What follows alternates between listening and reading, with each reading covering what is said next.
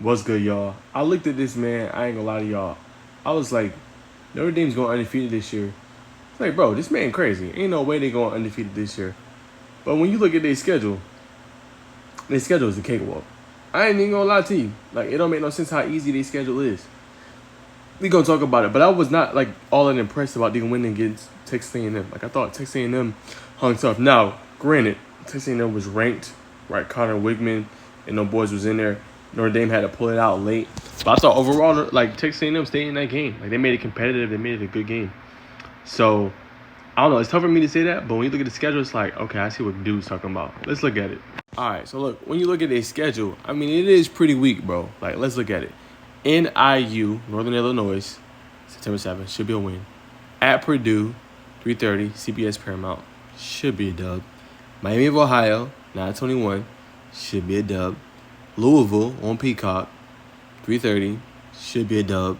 We see how Stanford looked last week against TCU. They struggled, ended up losing. Should be a dub.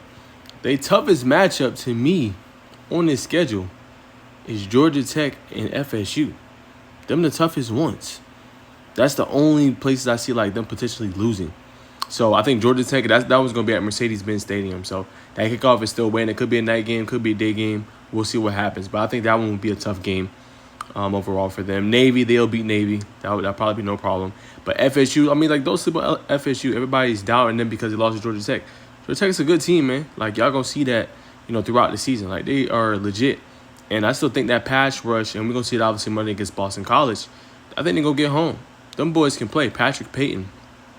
And that defensive line group, one of the best ones in the country. Don't get it twisted.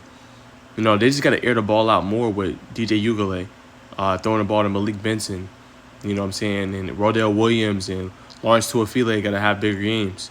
But nonetheless, like, I think that'll be a tough matchup. That is a home game. That's on NBC. That will be a good one. You know what I'm saying?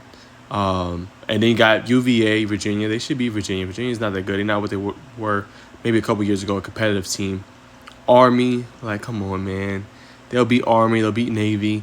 And the other one I think that could be tough is when they play USC November 30th. Now, USC, we're watching the game right now. USC looks pretty good. I'm not going to lie. Miller Moss throwing that thing. Zachariah Brecht has been doing his thing as well. He's been a great, figure offensively for them. He's been racking up the yardage and stuff. So I would say maybe it's 3 teams that could give them a loss overall. But relatively looking at their schedule, it's pretty weak. So I do get what he is saying, like they can go undefeated. There is a potential chance. I get them like a 75-80% chance to go undefeated. I just think with the schedule being so weak, it is more likely to happen than not. Now, they had tougher opponents on the schedule, like a Bama, a Texas, a Georgia, a Miami. I think it could be a little bit tougher for them.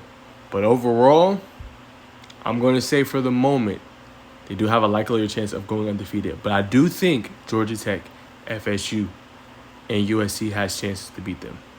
But comment below, what do you think of Ari Wasserman's